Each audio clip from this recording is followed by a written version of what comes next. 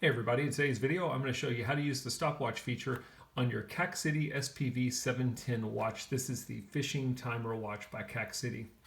This watch has 4 buttons on it. You've got 2 on the left hand side, 2 on the right hand side. The bottom left button is going to be your mode button. That'll take you through the different modes on the watch. We need to get to the stopwatch mode, so we're going to simply press this button. First time will take you to your fishing timer mode. Second time will take you to your alarm mode. And then the third time is going to take you to ST, which is your stopwatch mode. As with a lot of other watches on the market, you can stay in the stopwatch mode for as long as you want to. You will always have your current time in the stopwatch mode, so it's 2:49 p.m. currently. And then in the middle, you've got your stopwatch value.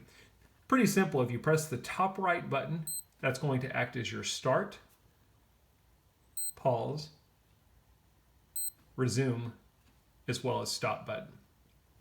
While it is stopped, if we press the bottom right button, it will reset our stopwatch to 0.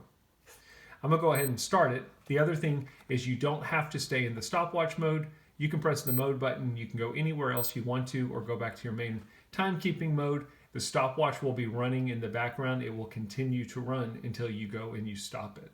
So if we go back to the stopwatch mode, we can see that there it is running.